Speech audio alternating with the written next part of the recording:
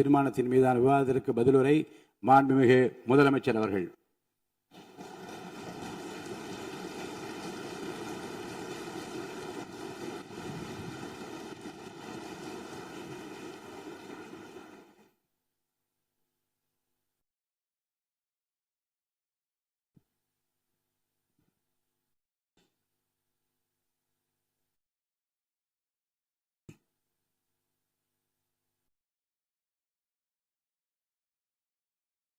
மாண்புமிகு பேரவைத் தலைவர் அவர்களே,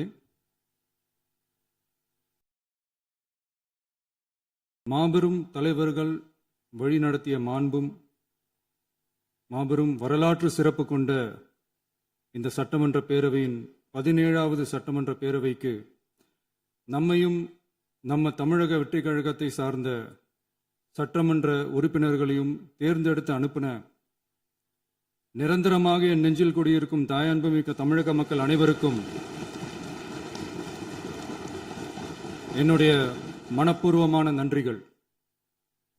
17வது சட்டமன்ற கூட்டத்தொடரின் முதல் ஆளுநர் உரையின் மீதான நன்றி தெரிவிக்கும் தீர்மானத்திற்கு பதிலுரை வழங்க வாய்ப்பளித்த மாண்புமிகு பேரவைத் தலைவருக்கு நம் வணக்கத்தை தெரிவித்துக் கொள்கிறோம். மாண்புமிகு பேரவைத் தலைவர் அவர்களே, இந்த 17வது மாமன்றத்தில் அதிகப்படியான 12 கட்சிகளை சேர்ந்த பிரதிநிதிகள் தேர்ந்தெடுக்கப்பட்டிருக்கும். நாம கொள்கை ரீதியாகவும் நிலைப்பாடு ரீதியாகவும் வேறுபட்டு இருந்தாலும் மக்கள் பணி செய்வதுதான் நம்ம எல்லாருக்கும் பிரைமரியா இருக்கிற ஒரே எய்ம். அந்த வகையில தான் நம்ம எல்லாருமே நம்ம மக்களால் அங்கீகரிக்கப்பட்டு சட்டமன்றத்திற்கு வந்திருக்கிறோம். அதனால நாம கருத்தால் வேறுபட்டாலும் மக்கள் சேவை என்ற நோக்கத்தில் நம்ம மாநிலம் சார்ந்த விஷயங்கள்ல நம்ம எல்லாரும் ஒன்றிணைந்து பயணிச்சா நம்ம தமிழ்நாடு என்னைக்கும் எதிலையும் முதன்மை மாநிலமாக திகழும். ஆளுநர் உரைக்கு நன்றி தெரிவிக்கும் தீர்மானத்தில் பேசின மாண்புமிகு உறுப்பினர்களுக்கு நன்றி. எதிர்த்து பேசினாதான் எதிர்கட்சின்னு ப்ரூவ் பண்ண முடியும்னு நினைச்சுக்கிட்டு பேசின எதிர்கட்சியை சேர்ந்த எதிர்கட்சி தலைவர் உள்ளிட்ட மாண்புமிகு உறுப்பினர்களுக்கும் வணக்கமும் நன்றியும். பதிலுரை வழங்குற அதே நேரத்தில் நம்மளை சட்டமன்ற உறுப்பினராக தேர்ந்தெடுத்த பெரம்பூர் தொகுதி மக்களுக்கு நம்மளோட நெஞ்சார்ந்த நன்றிகள். அதே மாதிரி ராஜினாமா பண்ணிட்டாலும் நம்மளை தேர்ந்தெடுத்த திருச்சி கிழக்கு மக்களுக்கும் இந்த மன்றத்தில் நம்மளோட நன்றியை பதிவு செய்கிறோம். அப்புறம் நம்மளோட அரசியல் பயணத்தை பற்றியும் கொஞ்சம் பதிவு செய்ய விரும்புகிறோம். நாம் ஏதோ ஷூட்டிங்லேருந்து நேராக வந்து சிஎம் ஆன மாதிரியே சில பேர் ஒரு இமேஜ் கிரியேட் பண்ணுறாங்க. அவங்களுக்கு அவங்க ஆசைப்படுற லாங்குவேஜ்லேயே சொல்கிறோம், அது வெறும் ரீல் தான், ரியல் கிடையாது. ஒரு சாதாரண நடிகனாக தான் நம்ம கெரியர் தொடங்குச்சு. அப்புறம் அப்படியே சின்சியராக உழைச்சி மேலே வந்தோம். நம்ம கெரியரில் நாம் மேலே வந்ததுக்கு இந்த விஜய் ஒருத்தன் மட்டுமே காரணம் இல்லை, அவனோட உழைப்பு மட்டுமே காரணம் இல்லை. இந்த விஜயோட உழைப்புக்கும் உயர்வுக்கும் பின்னாடி இருக்கிற ஒட்டுமொத்த தமிழ்நாட்டு மக்களோட அன்பும் அரவணைப்பும் தான் காரணம். ஒவ்வொரு வீட்டில் இருக்க ஒவ்வொருத்தரும் நம்மளை அவங்க வீட்டில் ஒருத்தனா ஏற்றுக்கிட்டது தான் நமக்கு கடவுளும் மக்களும் தந்த மிகப்பெரிய வரம். அதுக்காகவே கடவுளுக்கு சமமான நம்மளோட சொந்தங்களான தமிழக மக்கள் அனைவருக்கும் மீண்டும் மீண்டும் நன்றி. இப்படி நம்மளை தாயன்போடு அள்ளி அரவணைச்ச தமிழ்நாட்டு மக்களுக்கு நாம் எப்படியெல்லாம் துணையாக இருந்தோம், எப்படியெல்லாம் மக்களோட மக்களாக இருந்தோம்னு சொல்கிறேன். 1990ஸ்லேயே ரசிகர் மன்றமாக இருந்தப்பவே மக்களுக்கு துணையாக நிற்க ஆரம்பித்தோம். அதுக்கப்புறம் நற்படி மன்றமாகவும் அதுக்கப்புறம் விஜய் மக்கள் இயக்கமாகவும் மாறி மக்களோட மக்களாக நின்றுகிட்டு இருந்தோம். 2008 ஈழத் தமிழருக்கு ஆதரவாக உண்ணாவிரதம் போராட்டம் செஞ்சோம். போர் முடிவுக்கு வரணும், நம்ம தொப்புள் கொடிய உறவுகளான ஈழத் தமிழர்களுக்கு பாதுகாப்பான நிம்மதியான ஒரு வாழ்வு கிடைக்கணும்னு அன்னைக்கே கோரிக்கை வச்சோம். 2009 ஆரம்பிச்ச விஜய் மக்கள் இயக்கம் வழியா நம்மளோட மக்கள் நல பணிகளை எக்ஸ்டெண்ட் அண்ட் எக்ஸ்பேண்ட் பண்ணிக்கிட்டே வந்தோம். கல்விக்கு துணையா இருந்தோம், சோஷியல் சர்வீஸ் செஞ்சோம், வெள்ள நிவாரணத்துல துணையா இருந்தோம், கொரோனா காலத்துல மக்களுக்கு தோள் கொடுத்தோம். விலையில்லா விருந்தகம், குருதியகம், முட்டைப்பால் ரொட்டி திட்டம், விழியகம், பயிலகம், நூலகம், இப்படி பல வழியில மக்களுக்கு துணையா இருந்தோம். அப்புறம் நம்மளோட திரைப்படங்கள்ல நம்மளால முடிஞ்ச வரைக்கும் ஊழல் எதிர்ப்பை சொன்னோம், சமூக நீதியை சொன்னோம், கல்வியை பத்தி சொன்னோம், அரசியலை பத்தி சொன்னோம். அரசியலை பத்தி பேசுனதுனால நம்ம படங்கள் சந்திச்ச இதுவரைக்கும் சந்திக்கிற பிரச்சனையை பத்தி எல்லாருக்குமே தெரிஞ்சதுதான். இது மட்டும் இல்லாம 2011ல நாகப்பட்டினத்துல மீனவர் பிரச்சனைகளுக்கு ஆதரவா ஒரு பெரிய பொதுக்கூட்டம் நடத்தினோம். மீனவர்கள் மீதான தாக்குதலை கண்டிச்சு பேசி அதுல நம்மளோட எதிர்ப்பை பதிவு செஞ்சோம். 2017ல ஜல்லிக்கட்டு போராட்டத்துல தமிழர் பண்பாட்டு உரிமைக்கான நம்மளோட ஆதரவை தெரிவிச்சோம். 2018ல ஸ்டெர்லைட் போராட்டம் துப்பாக்கி சூட்ல பாதிக்கப்பட்ட நம்ம சொந்தங்களை நேர்ல சந்திச்சு ஆறுதல் சொன்னோம். 2021ல உள்ளாட்சி தேர்தல்ல விஜய் மக்கள் இயக்க வேட்பாளர்கள் போட்டியிட்டு ஜெயிச்சாங்க. கல்வி விருது விழா நடத்தி சிறந்த மதிப்பெண் பெற்ற மாணவ மாணவிகளுக்கு ஊக்கத்தொகையும் பரிசும் கொடுத்தோம். 2024ல தமிழக வெற்றி கழகத்தை ஆரம்பிச்ச உடனேயே CAA-வை எதிர்த்து அறிக்கை விட்டோம். அரசியல் கட்சி ஆரம்பிச்சு விழுப்புரம் மாவட்டத்தில் விக்கிரவாண்டியில நம்மளோட முதல் மாநில மாநாட்டிய வெற்றி கொள்கை திருவிழாவை நடத்தினோம். தந்தை பெரியார், பெருந்தலைவர் காமராஜர், அண்ணல் அம்பேத்கர், வீரமங்கை வேலுநாச்சியார், மக்கள் சேவகர் அஞ்சலை அம்மாள்னு நம்மளோட 5 கொள்கை தலைவர்களை அறிவிச்சோம். இந்தியாவிலே 2 பெண் ஆளுமைகளை கொள்கை தலைவர்கள் அறிவிச்ச ஒரே கட்சி நம்ம டிவிக்கு மட்டும்தான் என்ற பெருமையோடு அறிவிச்சோம். பெரியார் சொன்ன மாதிரியே அவர் சொன்னதுல நமக்கு ஏற்புடையதை மட்டும் எடுத்துக்கிட்டோம். அவரோட கடவுள் மறுப்பு கொள்கையில நமக்கு உடன்பாடு இல்லைன்னு ஓப்பனா அறிவிச்சோம். நமக்கு கடவுள் நம்பிக்கை உண்டுன்னு அறிவிச்சோம். யாரோட நம்பிக்கைக்கும் நாம் எதிரானவங்க இல்லைன்னு தெளிவா அறிவிச்சோம்.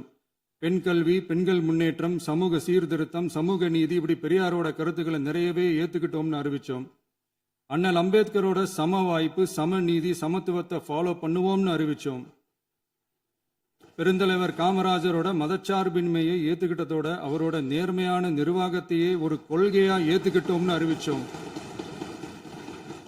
வீரமங்கை வேலு நாச்சியாரோட மண் மீட்பையும் சமூக நல்லிணக்கத்தையும் பின்பற்றுவோம்னு அறிவிச்சோம். மக்கள் சேவகர் அஞ்சலை அம்மாளோட விடுதலை வேட்கையையும் மக்களோட வாழ்வாதாரத்துக்காக உறுதியாக நிற்கிறதையும் பின்பற்றுவோம்னு சொன்னோம். எல்லாருக்கும் எல்லாமும் கிடைக்கணும், எம் மதமும் நம் மதம்னு சொல்லி மதச்சார்பற்ற சமூக நீதி தான் நம்ம கொள்கைன்னு அறிவிச்சோம். நம்ம கொள்கை எதிரி யாரு, அரசியல் எதிரி யாருன்னு ஓப்பனா அறிவிச்சோம். எல்லாத்துக்கும் மேல பிறப்புக்கும் எல்லா உயிர்க்கும்ன்றத நம்மளோட அடிப்படை அரசியல் கோட்பாட்டா அறிவிச்சுட்டு தான் அரசியலுக்கே வந்தோம். நம்ம மதுரை மாநாட்டில் நம்மளோட தேர்தல் அரசியல் மற்றும் ஆட்சி அதிகார அரசியல் வழிகாட்டியா அறிஞர் அண்ணாவையும் புரட்சி தலைவர் எம்ஜிஆரையும் ஏத்துக்கிட்டதா அறிவிச்சோம். அப்புறம் இன்னனையும் நாம இங்க பதிவு செஞ்சே ஆகணும். எல்லாரும் கட்சி ஆரம்பிச்சுட்டு தான் ஒவ்வொரு வீட்டுக்குள்ளேயும் போவாங்க. ஆனா நாம ஒவ்வொரு வீட்டுக்குள்ளேயும் போனதுக்கு அப்புறம் தான் கட்சியவே ஆரம்பிச்சிருக்கிறோம். ஒவ்வொரு வீட்டில் ஒவ்வொருத்தரும் நம்மள அவங்க பிள்ளையா, மகனா, அண்ணனா, தம்பியா ஏத்துக்கிட்டதும் இயல்பா நடந்துச்சு. தமிழ்நாட்டு மக்களோட மனசுக்குள்ள போறதுக்கு நாம பட்ட பாடு நமக்கு மட்டும்தான் தெரியும். இதெல்லாம் புரிஞ்சாலும் புரியாத மாதிரி இருக்கிறவங்க தான் நம்மள நடிகன் என்று சொல்லியும் நம்ம கட்சிய நடிகன் கட்சின்னு சொல்லியும் சில நக்கல், நையாண்டி இதெல்லாம் பேசுவாங்க. அதை பத்தி நமக்கு கவலை இல்லைன்னு வைங்க. இப்படி நம்ம அரசியல் பயணம் ரொம்ப டிரான்ஸ்பரண்டா தான் ஆரம்பிச்சிருக்கு. இந்த 2026 தேர்தலில் கூட்டணியே இல்லாமல் தனியா நின்னோம். மக்கள் நம்மளை தெளிவா புரிஞ்சுக்கிட்டதாலையும் நம்ம டிவிகே தோழர்களோட உழைப்பாலையும் நாம 35% வாக்குகளை வாங்கினோம். 1,72,00,000 வாக்குகளோட தமிழ்நாட்டிலேயே தனி பெரும் கட்சியா வந்தோம். தமிழக மக்களாலையும் நம்மளோட ஆதரவு இயக்கங்களாலையும் இதோ இன்னைக்கு இங்க நம்ம டிவிகே ஆளும் கட்சியா உட்கார்ந்துருக்கிறோம். இந்த ஆளும் கட்சியா ஆனதும் அவ்வளவு சாதாரணமாலாம் நடந்துடல. 2.25 வருஷத்துல ஆட்சிக்கு வந்துட்டீங்கன்னு ரொம்ப கிண்டலா கேலியா சிலர் பேசுறாங்க. எங்களோட இந்த 2.25 வருஷ டிராவல்ல எவ்வளவு வலியும் வேதனையும் இருக்குது. நம்மளோட மக்கள் சந்திப்புக்கே அவ்வளவு இடையூறு, அவ்வளவு தடைகள், ஊர் உலகத்துல யாருக்கும் இல்லாத ஒன்னா நமக்கு மட்டுமேன்னு தனியா ஸ்பெஷலா எக்ஸ்க்ளூசிவா நிறைய நிபந்தனைகள், நெருக்கடிகள், கட்டுப்பாடுகள், நம்மளை சந்திக்க வர்ற மக்களுக்கு சரியான பாதுகாப்பு இல்லாம, நம்ம கூட்ட நிகழ்ச்சிக்கு போதுமான பாதுகாப்பு இல்லாமன்னு இன்னும் வெளியே சொல்ல முடியாத நிறைய சூழ்ச்சிகள் எல்லாத்தையும் தாண்டி தான் நாம் இந்த இடத்துக்கு வந்திருக்கிறோம். But still miles to go. நம்ம டிராவல்ல எல்லாத்துக்கும் முச்சமா நம்மளோட சொந்தங்கள், நம்மளோட உறவுகள், 41 பேர் கரூர் சம்பவத்தில் இழந்த வேதனை எல்லாம் எப்படி சொல்றதுனே தெரியல. நம்ம மனசை விட்டு என்னைக்கும் அந்த வலியும் வேதனையும் நீங்கவே நீங்காது. அதுலயும் நம்ம மேலேயே பழி போட்ட கொடுமையெல்லாம் இருக்கும் பாருங்க, அதெல்லாம் வேற லெவலுங்க. என்னத்துக்கு அப்படியெல்லாம் செஞ்சாங்கன்னு தெரியல. அரசியல்னா இப்படியெல்லாம் கொடூரமா இருக்கணுமா என்ன? சரி விடுங்க. இந்த விஜய் இவனோட மக்களுக்காக எதையும் தாங்க தயாராகிட்டான். இவ்வளவு பெயின்ஃபுல்லான நம்ம பொலிட்டிக்கல் டிராவல்ல நம்மளோட மிகப்பெரிய ஆறுதலும் பலமும் என்ன தெரியுமா? என் நெஞ்சில் குடியிருக்கும் என்னோட தமிழ்நாட்டு மக்களும், என் உயிருக்கு உயிரான என்னோட தோழர்களும் தான். அவங்களோட பலத்தால தான். அன்னைக்கு 1967ல முன்னாள் முதல்வர் மாண்புமிகு அறிஞர் அண்ணா அவர்கள் தலைமையில் அமைஞ்ச சாமானியர்களோட ஆட்சி மாதிரி, 1977ல முன்னாள் முதல்வர் மாண்புமிகு புரட்சி தலைவர் எம்ஜிஆர் அவர்கள் தலைமையில் அமைஞ்ச மிக சாமானியர்களோட ஆட்சி மாதிரி, இதோ இன்னைக்கு அதே வரிசையில 2026 சட்டமன்ற தேர்தலில் இந்த விஜயோட தோழர்கள் இடம்பெற்ற ஒரு மிக மிக சாமானியர்களின் ஆட்சி அமைஞ்சிருக்கு. வாகை சூடும் வரலாறு திரும்பி இருக்கிறது. இப்படி ஒரு தீர்ப்பை மக்கள் அளிச்சதுனால தான் தமிழக வரலாற்றில் ஒரு மகத்தான கூட்டணி ஆட்சியை நாம் அமைச்சிருக்கிறோம். இளைஞர்களால என்ன செய்ய முடியும், பெண்களால என்ன செய்ய முடியும்னு கேட்டவங்களுக்கான பதில் தான் இன்னைக்கு அமைஞ்சிருக்கிற நம்ம ஆட்சி. ஒரே ஒரு குடும்பம் மட்டும் முக்கியம்னு சொல்றது நம்மளோட ஆட்சி அதிகார அரசியல் இல்ல. தமிழ்நாட்டில் இருக்கிற ஒவ்வொரு குடும்பமும் முக்கியம்னு சொல்றது தான் நம்ம அரசியல். நம்மளோட ஆட்சி அதிகாரம் அதான் நம்மளோட மனசாட்சி உள்ள மக்களாட்சி. இந்த 2026 தேர்தலில் யாராலும் உடைக்கவே முடியாதுன்னு சொன்ன மதத்தை உடைச்சோம், சாதியை உடைச்சோம், முக்கியமா காசு கொடுத்து ஓட்டு வாங்குற ஒரு நச்சு கலாச்சாரத்தையே சுக்கு நூறா தூள் தூளா உடைச்சிருந்தோம். நாம கிளீன் கவர்னன்ஸ் அண்ட் குட் கவர்னன்ஸ்ல உறுதியா இருக்கிறோம். இப்ப மட்டும் இல்ல, எப்பவுமே இப்படிதான் இருப்போம். இதுல 100% இது உண்மைன்றதுனால தான் பாரம்பரியமான தினத்தந்தி பத்திரிகை ஊழலின் ஊற்றுக்கண் அடைக்கப்படுகிறதுன்னு 16/6/2026 அன்னைக்கு ஒரு தலையங்கமே எழுதியிருக்கு. ஒரு தவறு செய்தால், அது தெரிந்து செய்தால் அவன் தேவன் என்றாலும் விடமாட்டேன் என்று எம்ஜிஆர் அன்று பாடினார். அதை இன்று விஜய் செயலில் காட்டுகிறார்னு அந்த எடிட்டோரியல்ல எழுதியிருக்கு. இந்த நேரத்தில் தினத்தந்திக்கு நம்மளோட நன்றியை தெரிவிச்சுக்கிறோம். அரசியலுக்கு வந்து 2 வருஷம் தான் ஆகுது. உங்களுக்கு என்ன தெரியும், உங்களால என்ன முடியும்னு கேலியா கேட்டவங்களுக்கு தினத்தந்தியோட பதிலை இப்போதைக்கு போதும்னு நினைக்கிறேன்.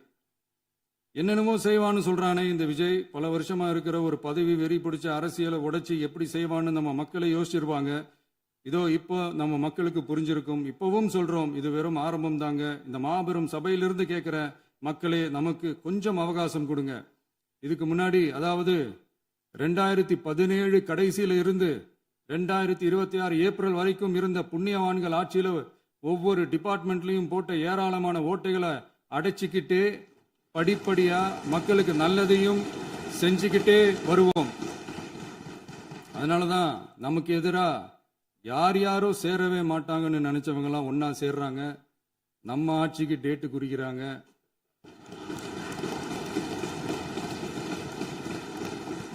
சரி, அவங்கள நம்ம மக்களே பார்த்துப்பாங்க, அதை விடுங்க. நாம ஆட்சிக்கு வந்து சரியா 40 நாள் ஆகுது. அதுக்குள்ள என்ன செஞ்சீங்கன்னு கேட்கிறாங்க. ஒரு லிஸ்ட் ஒன்று சொல்றேன் கேளுங்க. பெண்கள் பாதுகாப்புக்காக சிங்கப்பெண் சிறப்பு படை, 200 யூனிட் வரை கட்டணமில்லா மின்சாரம், போதைப் பொருள் ஒழிப்புக்காக தனிப்படை, குறுவை நெல் சாகுபடியை ஊக்குவிப்பதற்காக 134.83 கோடி சிறப்பு தொகுப்பு திட்டம், வழிபாட்டு தலம், ஸ்கூல், பஸ் ஸ்டாண்டுன்னு அதுக்கு பக்கத்தில் இருக்கிற 717 மதுபான கடைகள் மூடப்பட்டன. அங்க வேலையில் இருந்தவர்களுக்கு வேறு கடைகளில் வேலை, கவனிக்கப்படாமல் விடப்பட்ட அம்மா உணவகங்கள் புதுப்பிக்கப்பட்டன. பத்திரப்பதிவு துறையில் பகல் கொள்ளைக்கு ஃபுல் ஸ்டாப் வைக்கப்பட்டுள்ளது. வருகையில்லா ஆவண பதிவு முறை கொண்டு வர உத்தேசிக்கப்பட்ட செயல்பாட்டில் உள்ளது. அரசு மற்றும் தனியார் மருத்துவமனையில் ஸ்கேன் மையங்களில் கருவுறுவதற்கு முன் மற்றும் பின் ஏற்படும் தவறுகளை கண்காணிக்கவும், மருத்துவ நிறுவனம் முறைப்படுத்தும் சட்ட விதிகள் பின்பற்றப்படுகிறதா என கண்காணிக்கவும், மருத்துவ மற்றும் ஊரக பணிகள் இயக்கத்தின் பயன்பாட்டிற்காக 40 புதிய வாகனங்கள் வழங்கப்பட்டுள்ளது. கூட்டுறவு வங்கியின் ஏழை எளிய மக்கள் வாங்கிய கடனுக்கு முதல் முத்தாய்ப்பாக ரூபாய் 2045 கோடி தள்ளுபடி வழங்கி ஆணையிடப்பட்டுள்ளது. ஒன்றிய அரசிடம் கேட்டுக்கொண்டதற்கிணங்க கடந்த 2 வருடமாக நிறுத்தி வைக்கப்பட்ட இருந்த ஜல் ஜீவன் மிஷன் திட்டம் புதுப்பிக்கப்பட்டு ஜல் ஜீவன் மிஷன் திட்டம் 2.0 நடைமுறைக்கு கொண்டு வரப்பட்டுள்ளது.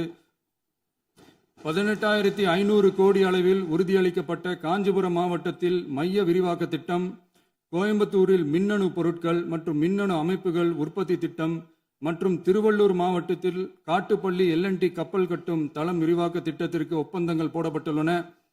அனைத்து நிர்வாக நடவடிக்கைகளும் மின்னணு முறையில் மாற்றம் கொண்டு வர நடவடிக்கை எடுக்கப்பட்டு வருகிறது. சட்டவிரோத கல்குவாரி மற்றும் அனுமதியின்றி கனிமங்களை எடுத்துச் செல்வது தடுக்கப்பட்டுள்ளது. பல்வேறு குவாரிகள் சீல் வைக்கப்பட்டுள்ளன. கனிமங்களை கண்காணிப்பது, எல்லைகளை நிர்ணயிப்பது மற்றும் ஆளில்லா விமானம் மூலம் அளவீடு செய்வது போன்றவற்றை செயல்படுத்துவதற்கான பணிகள் மேற்கொள்ளப்பட்டு வருகின்றன. அனைத்து துறைகளிலும் அலுவலர் தலையீடு இல்லாமல் லஞ்ச லாவண்யமற்ற தமிழகத்தை உருவாக்க அனைத்து நடவடிக்கைகளும் முடுக்கிவிடப்பட்டுள்ளது. இதெல்லாம் சாம்பிள் தான், இன்னும் இருக்கு. இந்த வெறும் 40 நாளுக்குள்ளேயே இவ்வளவு செஞ்சிருக்கோம்னா இனி வர்ற நாட்கள்ல கொஞ்சம் கொஞ்சமா படிப்படியா ஸ்டெடியா உழைச்சி லஞ்சலாவணம் இல்லாத, ஊழல் இல்லாத, பெண்களுக்கு பாதுகாப்பான, சுதந்திரமான, டிரான்ஸ்பரண்டான தமிழ்நாட்டை நம்ம சொந்தங்களான தமிழக மக்களுக்கு தர்றது தான் நம்மளோட ஒன் அண்ட் ஒன்லி டார்கெட். கண்டிப்பா அதை நிறைவேற்றியே காட்டுவோம். 8 கோடி மக்கள் நம்மளோட இருக்கிறப்போ ஏங்க இதை செய்ய முடியாது? மாண்புமிகு பேரவைத் தலைவர் அவர்களே, தமிழ்நாட்டின் கருவூலம் எப்படி திசை மாறி உருமாறி தேய்ந்து ஓய்ந்து கிடைக்கிறதுன்னு சொன்னாங்க. திசை மாறி உருமாறி தேய்ந்து ஓய்ந்துன்னு வசனம் மாதிரி ரைமிங்கா இல்லாம வளமான இலக்கியமா இதே சபையில பேசினவங்களோட திறமையான ஆட்சியில நடந்த நிதி மேலாண்மையை பத்தி வெள்ளை அறிக்கையா வெளியிட்டோம். வெள்ளை அறிக்கை வந்ததிலிருந்தே கண்ணை கட்டுதுங்க. அந்த காலத்துல தான் பிள்ளையோ பிள்ளை, தொல்லையோ தொல்லைன்னு சொன்னாங்க. அதே மாதிரி தாங்க அவங்க ஆட்சியாலையும் அவங்களாலையும் இன்னைக்கு தமிழ்நாட்டுக்கே தொல்லையோ தொல்லை. இப்படி ஒரு நிலைமையை உண்டாக்கி வச்சுட்டு இவங்க சொல்றாங்க நமக்கு ஆட்சி செய்ய தெரியாதுன்னு. நம்ம அமைச்சர்களுக்கும் நம்ம சட்டமன்ற உறுப்பினர்களுக்கும் ஒன்றும் தெரியாதுன்னு. ஆமாங்க, எங்களுக்கு தெரியாதுதான்.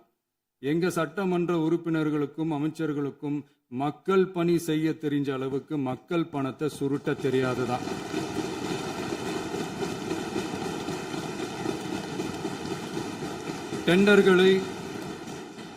டெண்டர்களை முறைப்படுத்த தெரிஞ்ச அளவுக்கு அதோட ரேட்டை உயர்த்தி ஊழல் செய்ய தெரியாதுதான்.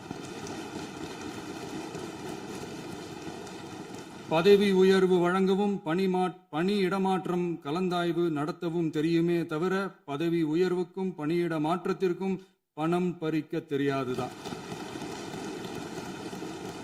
புதிய பணியிடங்கள் உருவாக்க தெரியுமே தவிர அந்த பணியிடங்களை பணத்துக்கு விற்க தெரியாதுதான். கோயில்கள்ல நடக்கிற நிர்வாக சீர்கேட்டை தடுக்க நீங்க பேசுங்க, நீங்க கண்டிப்பா பண்ணுங்க. கோயில்கள்ல நடக்கிற நிர்வாக சீர்கேட்டை தடுக்க தெரியுமே தவிர கோயில் பணத்தை கொள்ளையடிக்க தெரியாதுதான். தங்கத்தை உருக்கி தாரை வார்க்க தெரியாதுதான். கனிம வளத்தை பாதுகாக்க தெரிஞ்ச அளவுக்கு கனிமத்தை வித்து கொள்ளையடிக்க தெரியாதுதான். அரசு வருமானத்தை அரசு கஜானாவுக்கு மாத்த தெரிஞ்ச அளவுக்கு அந்த பணத்தை தனிப்பட்ட கஜானாவுக்கு மடை மாத்த தெரியாதுதான். போதை கலாச்சாரத்தை தடுக்க தெரிஞ்சவங்களுக்கு போதை கலாச்சாரத்தை வளர்க்க தெரியாதுதான். நம்ம குடும்பத்தில் இருக்கிற பாட்டி, அம்மா, அக்கா, தங்கச்சி, குழந்தைங்களை, பெண்களை மதிக்க தெரிஞ்சவங்களுக்கு ஓசி பஸ், 1000 ரூபாய் கேஸு, இப்படியெல்லாம் பேச தெரியாதுதான். எங்க உறுப்பினர்களுக்கும் அமைச்சர்களுக்கும் மக்கள் சேவை தெரிந்த அளவிற்கு சுயநல தேவையை செஞ்சிக்க தெரியாதுதான். அதனாலதான் சொல்றோம், எங்களை பார்த்து எதுவும் தெரியாதுன்னு சொல்றவங்களுக்கு சொல்றோம், இதெல்லாம் எங்களுக்கு தெரியாதுதான். உங்களை மாதிரி முறைகேடுகளை செய்யறத நாங்க தெரிஞ்சுக்கவும் போறதில்ல, தெரிஞ்சுக்கவும் ஆசைப்படல. அத கடைசி வரைக்கும் எங்களுக்கு தெரியாமலே இருந்துட்டு போகட்டும். அதனால நாங்களும் எங்க மக்களும் வெரி வெரி ஹாப்பி தான். மாண்புமிகு பேரவைத் தலைவர் அவர்களே, எதிர்ப்பவர்கள் எதிர்க்கட்சி என்பதற்காக எங்கள் ஆட்சி மீது 1000 பழி போடலாம். ஆனாலும் தமிழக மக்களுக்கு உண்மையை உணர்த்த வேண்டியது நம்மளோட கடமை. மின்வெட்டை பொறுத்தவரை தமிழ்நாடு மின்மிகை மாநிலமாக இருந்தாலும் கடந்த காலங்களில் ஏற்பட்ட நிர்வாக குளறுபடிகளும் மின்சார சாதனங்கள் மற்றும் மின் மாற்றிகளில் ஏற்படும் பழுதாலும் வேண்டுமென்றே சிலரின் நடவடிக்கைகளாலும் இந்த மின்வெட்டிற்கு காரணமாக உள்ளது. மின் விநியோக மீட்பு நடவடிக்கைகளை ஒருங்கிணைப்பதற்காக எதிர்பாராமல் இரவு நேரங்களில் ஏற்படும் மின் தடங்களை விரைந்து சரி செய்வதில் 10 உயர்மட்ட கண்காணிப்பு குழுக்கள் மற்றும் 125 சிறப்பு மின் தடை நீக்க ரோந்து வாகனங்கள் வழங்கப்பட்டு 24 மணி நேரமும் கண்காணிக்கப்படுகிறது. கூடுதலாக தற்போது 77 புதிய மின் தடை நீக்க மையங்களும் உருவாக்கப்பட்டுள்ளன. விரைவில் இந்த மின்வெட்டு நிலைமை அறவே நீக்கப்படும். மாண்புமிகு பேரவைத் தலைவர் அவர்களே, நம்ம விவசாயிகள் எல்லாரும் நம்மளை நல்லா புரிஞ்சுக்கிட்டு தமிழக வெற்றி கழகத்தை ஏத்துக்கிட்டாலும் எதிர்கட்சிகளோட தூண்டுதலால சில இடங்கள்ல சில போராட்டங்கள் நடக்குது. எதிர்கட்சிகள் என்னதான் சித்து வேலை செஞ்சாலும் விவசாய பெருமக்கள் எல்லாரும் நம்ம ஆட்சி அவங்களுக்கான ஆட்சி தான் நல்லா புரிஞ்சுதான் வச்சிருக்கிறாங்க. இந்த வருஷம் எல்னினோ விளைவா எப்பவும் இருக்கிறத விட இந்த டைம் மழை குறையுங்கிறதையும் நம்ம விவசாயிகள் உணர்ந்துதான் இருப்பாங்க. இருந்தாலும் நம்ம அரசு நம்ம விவசாயிகளோட வாழ்வாதாரத்துக்காக பக்கபலமாகவும் உறுதியாகவும் துணை நிற்கும்ங்கிறத தெரிவிச்சுக்கிறோம். நம்ம தமிழகத்தில் ஏற்கனவே நடந்த அதி அற்புதமான சூப்பரான நிர்வாக திறன் கொண்ட 50 வருஷ அரசியல் அனுபவம் கொண்ட 2.0, 3.0, 4.0 பல 0.0 மாடல் ஆட்சி நடத்த கனவு கண்டவங்களோட அட்டகாசமான ஆட்சிக்காரங்க பல்வேறு விதமான நிதி நெருக்கடியை நம்ம மக்களுக்கும் நமக்கும் பரிசா கொடுத்துட்டு போய் இருந்தாலும் கூட்டுறவு வங்கிகளின் மூலம் 75,000 வரை பயிர்கடன் பெற்று குறு சிறு இதர பெரு விவசாயிகளுக்கு 100% முழுமையான பயிர்கடன் தள்ளுபடியும் 75,000க்கு மேல் கடன் பெற்றவர்களுக்கு குறைந்தபட்சமாக 35,000 பண பயன் கிடைக்கும் அளவிற்கு மொத்தம் 14,43,504 விவசாயிகளுக்கு ரூபாய் 5,932.23 கோடி பயிர்கடன் தள்ளுபடி வழங்கப்பட்டுள்ளது. மாண்புமிகு பேரவைத் தலைவர் அவர்களே, நாம ஒன்றியத்தில் கூட்டுறவு கூட்டாட்சி, மாநிலத்தில் சுயாட்சி என்ற கொள்கையை கொண்டவங்க தான் ஏற்கனவே அறிவிச்சிருக்கிறோம். தற்போதைய ஒன்றிய அரசு சார்ந்த கட்சியுடன் அரசியலில் கொள்கை அளவில் நேர் எதிராக நிற்கிறவங்க தான் நாம. அதே சமயத்தில் எதுக்கெடுத்தாலும் கண்ணை மூடிக்கிட்டு ஒன்றிய அரசோட மோதல் போக்கை விரும்புறவங்க நாம இல்ல. நமக்கு எப்பவுமே தமிழகத்தின் வளர்ச்சி மட்டும்தான் முக்கியம். அதுக்காக நம்மளோட அரசியல் ரீதியான கொள்கைகளையோ மாநில உரிமைகளையோ கொஞ்சம் கூட விட்டு கொடுக்கவே மாட்டோம். அதுல ரொம்ப தெளிவாகவும் உறுதியாகவும் இருக்கிறோம். இனியும் இப்படித்தான் இருப்போம். அதுல ஒருபோதும் மாற்றமே இருக்காது.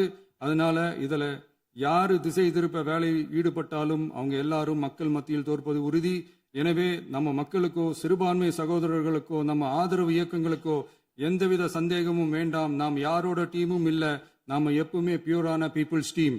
இன்னும் சொல்ல போனா நாம secular team, social justice team. மாண்புமிகு பேரவைத் தலைவர் அவர்களே, அரசு விழாக்கள், கல்வி நிறுவனங்கள் மற்றும் பல அதிகாரப்பூர்வ நிகழ்ச்சிகளோட தொடக்கத்தில் நம்ம தமிழ்தாய் வாழ்த்த பாடுறது தான் வழக்கமா இருக்கு.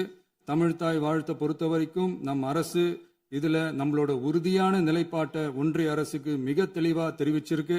அது இல்லாம இதில் மாநில அரசின் கொள்கைக்கு ஏற்ப ஒன்றிய அரசின் அறிவிக்கையில் திருத்தம் மேற்கொள்ள கோரிக்கையும் விடுக்கப்பட்டுள்ளது. நீட் தேர்வை பொறுத்தவரை கிராமப்புற மற்றும் பொருளாதார ரீதியாக பின்தங்கிய மாணவர்களுக்கு சமமான வாய்ப்பை வழங்குவதில்லை. மருத்துவ கல்வியில் சமூக நீதி மற்றும் சம வாய்ப்பை நீட் பாதிக்கிறது என்பதை உணர்கிறோம். எனவே மருத்துவ படிப்புகளுக்கான சேர்க்கையை 12ஆம் வகுப்பு மதிப்பெண்களின் அடிப்படையில் நடத்த வேண்டும் என்று நமது அரசு வலியுறுத்தி வருகிறது. மத்திய அரசிடம் நீட்டிலிருந்து தமிழ்நாட்டிற்கு விலக்கு வழங்க வேண்டும் என்று கோரிக்கை விடுத்துள்ளது. மாண்புமிகு பேரவைத் தலைவர் அவர்களே, பேரறிஞர் அண்ணா அவர்கள் தலைமையிலான அரசு 1968இல் இருமொழி கொள்கையை நடைமுறைப்படுத்தியது. தமிழ் ஆட்சி மொழி, தமிழ் மொழியை பாதுகாப்பது, மாணவர்களுக்கு ஆங்கிலத்தின் மூலம் உலக அளவிலான வாய்ப்புகளை வழங்குவது, எந்த ஒரு மொழியையும் கட்டாயமாக திணிப்பதை தவிர்ப்பது மற்றும் எதிர்ப்பது, நிலத்தின் மொழி மற்றும் பண்பாட்டு அடையாளத்தை பேணுவது என்பதை நம் தமிழக வெற்றிக் கழக ஆட்சி ஏற்றுக்கொண்டுள்ளது. எனவே தமிழ்நாட்டில் தமிழ் ஆட்சி மொழி மற்றும் இருமொழி கொள்கை என்பதில் நமக்கு மாற்று கருத்தே இல்லை. மாண்புமிகு பேரவைத் தலைவர் அவர்களே, கடந்த 11/6/2026 அன்று நடந்த நிதி ஆயோக் கூட்டத்தில் தமிழ்நாடு அரசின் சார்பாக கலந்து கொண்டு வறுமையற்ற தமிழ்நாடு இயக்கம் உருவாக்க தேவையான நிதியையும் தமிழ்நாட்டுக்கு 2 எய்ம்ஸ் மருத்துவமனைகளை தருமாறும், மருத்துவம் மற்றும் பல் மருத்துவ படிப்பிற்கு 12ஆம் வகுப்பு மதிப்பெண் அடிப்படையில் இடங்களை நிரப்புதல் குறித்தும், செயற்கை நுண்ணறிவு தொடக்க நிறுவன வளர்ப்பு மையங்கள் தமிழ்நாட்டில் அமைக்கவும், இளைஞர் திறன் மற்றும் வேலைவாய்ப்பு இயக்கம் செயல்படுத்த வேண்டியும், பெண்கள் தலைமையிலான வளர்ச்சி குறித்தும், மீனவ சமுதாயங்களின் வாழ்வாதாரம் மற்றும் மீன்பிடி படகுகள் மற்றும் மீனவர்களை விடுவித்தல் குறித்து நிரந்தர நடவடிக்கை எடுக்க வேண்டியும், காலநிலை தாங்கும் தன்மை பெருந்திட்டம் 2045 கீழ் விண்வெளி உற்பத்தி மையத்தை தேசிய விண்வெளி உற்பத்தி மையமாக அறிவிக்க கோரியும், தமிழ்நாட்டில் சாலை போக்குவரத்து நெடுஞ்சாலை மற்றும் ரயில்வே அமைச்சகத்தின் மேம்பாட்டு குறித்தும், அனைத்து கிராமங்களையும் டிஜிட்டல் இணைப்பு வசதி ஏற்படுத்துதல் குறித்தும், கூட்டு குடிநீர் திட்டம் தொடரவும்,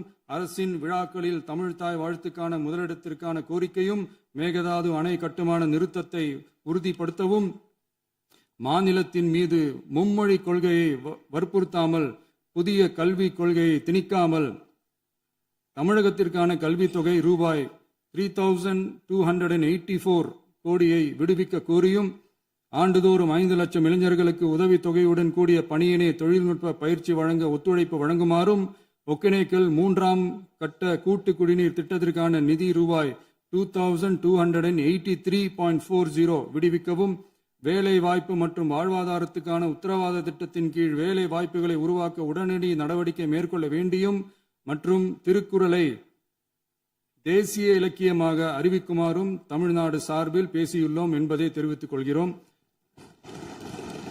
மாண்புமிகு பேரவைத் தலைவர் அவர்களே, அண்டை மாநிலங்களுடனான நட்புறவு ஒரு மாநிலத்தின் வளர்ச்சிக்கும் நாட்டின் ஒற்றுமைக்கும் மிகவும் அவசியமானது. தமிழ்நாடு தனது அண்டை மாநிலங்களுடன் நதி நீர் பங்கீடு, பொருளாதாரம், கல்வி, கலாச்சாரம் மற்றும் போக்குவரத்து துறைகளில் நல்லுறவை பேணி வருகிறது.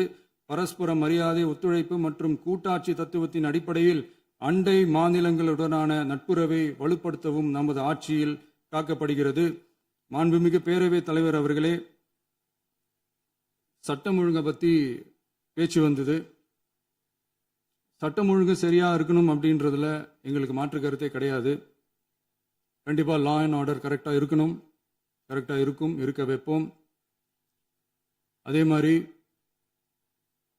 பெண்கள் பாதிக்கப்படுறதையும் இங்கே யாராலையும் சகிச்சிக்கவே முடியாது. அதுக்கான கடுமையான நடவடிக்கைகள் நம்ம அரசு எடுத்துக்கிட்டு இருக்கிறோம்.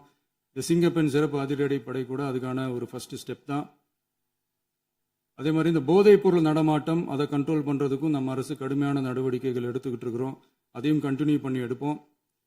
மாண்புமிகு பேரவைத் தலைவர் அவர்களே, இப்போ நான் சொன்ன இந்த பிரச்சனைகள்லாம் 2026 போன மாதம் மே மாதம் 10ஆம் தேதி புதுசாக வந்துடல. இதெல்லாம் பல வருஷமா இருக்கிற பிரச்சனைகள் தான், பல வருஷமா கண்டுக்காம விட்ட பிரச்சனைகள் தான்.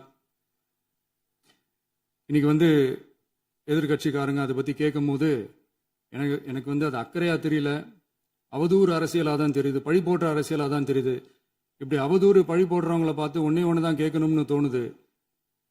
கடந்த 9-10 மாசமா நம்ம ஸ்டேட்ல சட்டம் ஒழுங்கு டிஜிபியே இல்லை. சட்டம் ஒழுங்கு டிஜிபியை போடுங்கன்னு சொல்லி எல்லாம் ஓஞ்சி போயிட்டோம். போன ஆட்சியில் நடந்ததுக்கெல்லாம் இப்பதான் விடையே கண்டுபிடிக்கிறோம் நம்ம ஆட்சியில்.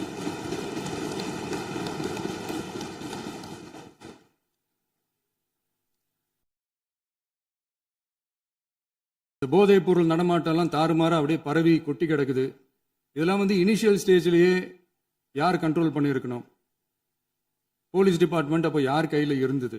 இத்தனை கேள்வி நம்மளை பார்த்து கேட்குறாங்களே, ஒரே ஒரு கேள்வி தான் நான் கேட்கணும்னு தோணுது. போலீஸ் டிபார்ட்மெண்ட்டை கையில் வச்சுக்கிட்டே பிகினிங்லேயே இனிஷியல் ஸ்டேஜ்லேயே இந்த போதைப் பொருள் நடமாட்டத்தை ஏன் கண்ட்ரோல் பண்ணலை? மனசாட்சி உள்ளவங்க இந்த பிரச்சனையெல்லாம் ஏன் நடக்குதுன்றது அவங்களுக்கே நல்லா தெரியும். இன்னைக்கு சட்டம் ஒழுங்கை பற்றி கேள்வி கேட்கக்கூடாதா அப்படின்னா தாராளமாக கேட்கலாம். இது ஜனநாயக அரசு, மன்னராட்சியெல்லாம் கிடையாது, மனசாட்சி உள்ள மக்களாட்சி. அதனால கேள்வி கேட்கலாம், எல்லாருக்கும் எல்லா உரிமையும் உண்டு. விமர்சனம் செய்யலாம், எல்லாருக்கும் எல்லா உரிமையும் உண்டு. ஆனால் நம்ம ஆட்சியில் என்ன நடவடிக்கைகள் எடுத்திருக்கோன்றது தெரிஞ்சுக்கிட்டு அதுக்கேற்ற மாதிரி ஒரு நடுநிலையாக பேசுனீங்கன்னா கொஞ்சம் நல்லா இருக்கும். சட்டம் ஒழுங்கை பற்றி யாருக்கு என்ன யோசனை இருந்தாலும், மக்கள் நலனுக்காக யாருக்கு என்ன யோசனை இருந்தாலும் அதை தாராளமாக சொல்லலாம். நம்ம அரசு அது காது கொடுத்து கேட்கும். ஆனால் நம்ம அரசினுடைய நிர்வாகத்திறன் அதை பற்றி பேசுறவங்களுக்கு இந்த ஊரடிச்சு உலையில போட்டு ஊழல் மேல ஊழலா செஞ்சுக்கிட்டு அதுலேருந்து தப்பிக்கிறதுக்கு பேர் தான் நிர்வாகத்திறன் அப்படின்னு சொன்னா, அப்படிப்பட்ட ஒரு ஊழல் செய்யற நிர்வாகத்திறனை நம்ம அரசு ஒரு நாளும் செய்யாது. பொட்டி பெட்டியா பணத்தை வச்சுக்கிட்டு, பெட்டியை வச்சு எல்லாம் செஞ்சுக்கிட்டு, போதைப் பொருள் பாதுகாவல் கழக மாடல் அரசாங்கம் செஞ்ச ஒவ்வொரு ஊழலா வெளியில வந்துகிட்டு இருக்கு. டாஸ்மாக்ல அது என்னப்பா அது பேரு, பார்ட்டி ஃபண்ட் கட்சி நிதி அப்படின்ற பேர்ல அடிச்ச கொள்ளையெல்லாம் ஒண்ணு ஒண்ணா இப்போ கவர்மெண்டோட கஜானாவுக்குள்ள கொண்டு சேர்த்துக்கிட்டே இருக்கிறோம். உட்காருங்க. மாண்புமிகு முதல்வர்கள் பதில் உரைக்கு பிறகு முதல்வர் பதிலுக்கு பிறகு நேரம் தரேன். அப்ப பேசட்டும், அவங்க பேசட்டும், அவங்கள பேச அனுமதி. உட்காருங்க உட்காருங்க.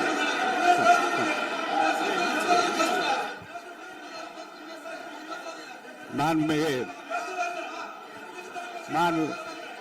அலோவ் பண்றேன் உட்காருங்க. மாண்பு உறுப்பினர்கள் நீங்க இங்க உட்காருங்க, அமைதியா உட்காரு. நீங்க எல்லாம் உட்காருங்க.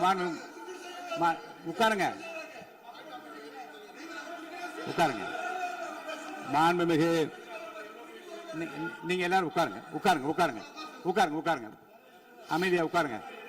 இருங்க, உட்காருங்க. அப்புறம் நீங்க என்ன உட்காருங்க. நான் கொடுங்க, உட்காருங்க. நான் பாயிண்ட் ஆஃப் ஆர்டர் கொடுங்க, நான் கொடுக்குறேன். உட்காருங்க.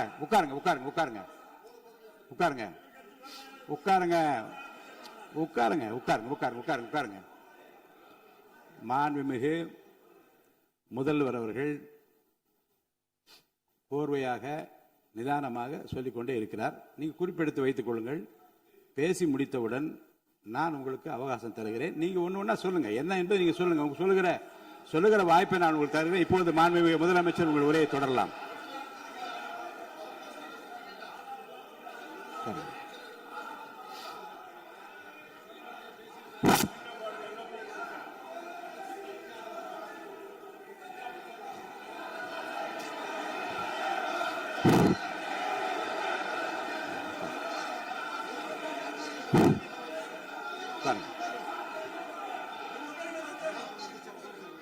நான் எழுந்த பிறகு உட்கார்றதுதான் முறை. உட்காருங்க, எல்லாரும் உட்காருங்க. தேசிய உட்கார். நான் அலோவ் பண்றேன். உட்காருங்க, அமைதியா உட்காருங்க. நான் அலோவ் பண்றேன். அமைதியா உட்காருங்க. அங்க இருந்து குரல் கொடுக்காதீங்க. உட்காருங்க.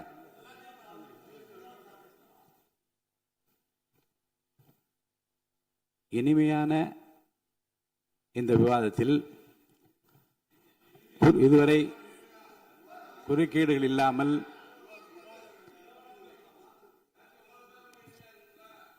கொஞ்சம் அமைதியா இருங்க.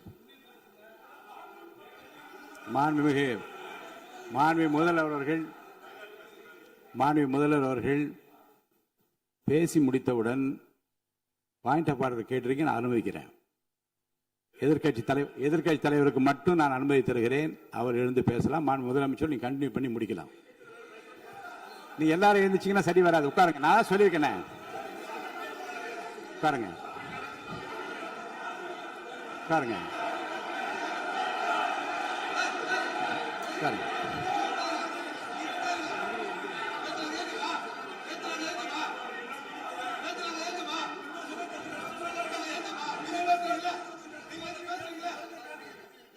மாண்பு உறுப்பினர் அமைதி காக்க வேண்டும். நேற்று எதிர்க்கட்சி தலைவர் பேசுகிற போதும் அவர் பேசுகிற எல்லாவற்றுக்கும் நான் அனுமதி அளித்தேன். அதில் பாயிண்ட் ஆஃப் கேளுங்க. அந்த விவாதத்தில் கேளுங்க. இப்போதும் மாண்புமிகு முதலமைச்சர் அவர்கள் பேசி முடித்த பிறகு நான் உங்களுக்கு அதுக்குரிய அவகாசத்தை தருகிறேன். நீங்க கேள்வி கேளுங்க. கேட்கிற உரிமையும் விளக்கத்தை பெற்றுக்கொள்ள உரிமை உங்களுக்கு இருக்கிறது. அதற்கு அவகாசத்தை நான் தருகிறேன். மாண்புமிகு உறுப்பினர் அமருங்க. நான் என் தீர்ப்பை சொல்லுகிறேன். மாண்புமிகு முதலமைச்சர் அவர்கள் பேசி முடித்தவுடன் எதிர்க்கட்சி தலைவருக்கு அந்த வாய்ப்பை நான் தருகிறேன். நிச்சயமா அந்த கேள்வி கேட்கலாம். உட்காருங்க எல்லாரும். முன்னவர் பேசுங்க. மாண்பு பேரவைத் தலைவர் அவர்களே, இன்று இவர்கள் முயற்சி செய்வது அவர் ஆளுங்கட்சியாக இருக்கின்ற போது நான் சொல்லிடுறேன் ப்ளீஸ். ஒரே நிமிஷம் நான் சொல்லிடுறேன் ப்ளீஸ். ஆளும் கட்சியாக இருக்கின்ற போது நீங்கள் சொன்ன ஒரே வார்த்தை, நாங்கள் பேசி முடித்ததற்கு பிறகு குறிப்பிடுத்துவிட்டு நீங்கள் எந்த கேள்வி வேண்டுமானாலும் கேட்கலாம் என்று ஒரு முறையை நீங்கள் பின்பற்றினீர்கள் அதே முறையை இப்போது பின்பற்ற வேண்டும் என்று கேட்டுக்கொள்கிறேன். மாண்புமிகு பள்ளிக்கல்வித்துறை அமைச்சர், மாண்புமிகு பள்ளிக்கல்வித்துறை அமைச்சர். மாண்புமிகு பேரவைத் தலைவர் அவர்களே, நேற்றைய தினம் கூட எதிர்க்கட்சி தலைவர் சொன்னதை முழுமையாக கேட்டு இறுதியில் ஒரு வாய்ப்பு தந்தீங்க. அதுவும் இல்லாம இந்த நேரத்தில் நேரலையில் நீங்களும் பாக்குறீங்க. அங்கிருந்து ஒருமையில் விழித்து இந்த பக்கம் இருக்க உறுப்பினர்களை பார்த்து அப்படின்னு ஒருமையில் விழிப்பதை உங்கள் மூலமாக கண்டிக்கிறேன். அந்த வார்த்தையை அவை குறிப்பிலிருந்து நீக்கணும். கண்ணியம் காத்து முதல்வர் முழுமையாக பேசுவதை காத்து கண்ணியம் காத்து இந்த சபைக்கு ஒரு மரபு இருக்கிறது. அதை மூத்த உறுப்பினர்கள் பின்பற்றபடி உங்கள் மூலமாக கேட்டுக்கொள்கிறேன். மாண்புமிகு முதலமைச்சர் அவர்கள் உரையை தொடரலாம். நான் தரேன். நான் உறுதியாக மாண்புமிகு முதலமைச்சர் அவர்கள் பேசி முடித்தவுடன் எதிர்க்கட்சி தலைவருக்கு அந்த வாய்ப்பு தரப்படும் என்பதை உறுதியாக சொல்லிவிட்டேன். இடையிலே குறுக்கீடு செய்யாமல் அந்த பேச்சு முழுமையாக பேசி முடிக்க நீங்கள் அனுமதி வழங்க வேண்டும் என்று கேட்டுக்கொள்கிறேன். அமைதியா உட்காருங்க. அவங்க பேசி முடிக்கட்டும், நீங்க கேளுங்க. நான் என்ன சொல்றேன், கேட்கிற உரிமையும் விளக்கத்தை கேட்டு பெற உரிமையும் உங்களுக்கு இருக்கிறது. ஆனா இடையிலே குறுக்கீடு செய்யாமல் அதை முடிக்கும்படி நான் கேட்டுக்கொள்கிறேன். மாண்புமிகு முதலமைச்சர் அவர்கள் தொடர்ந்து நீங்க பேசலாம்.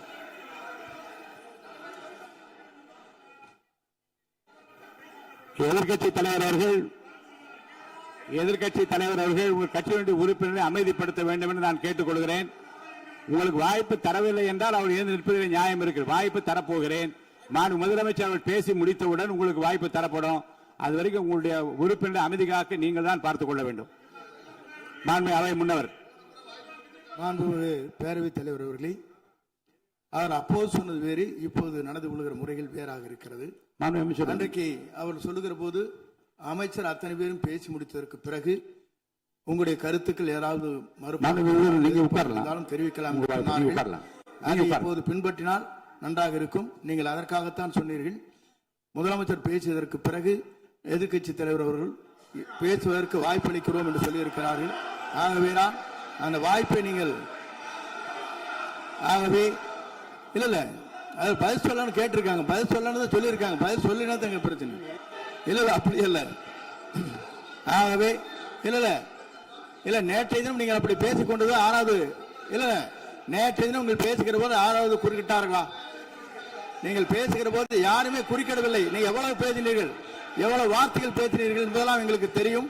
யாருமே அதில் குறுக்கிடவில்லை. இது முதலமைச்சர், எங்கள் முதலமைச்சர் எதிர்க்கட்சி தலைவர் பேசுகிறவர் யாரும் குறுக்கிட வேண்டாம் என்று சொன்னார்கள். அதை நாங்கள் பின்பற்றினோம். ஆனால் இன்றைக்கு நீங்கள் பின்பற்றவில்லை என்றால் வேதனையாக இருக்கிறார். முன்னவர் நேற்று எதிர்க்கட்சி தலைவர் பேசுகிற போது அடுக்கடுக்காக குற்றச்சாட்டுல வைத்தார். இப்போ அதற்குரிய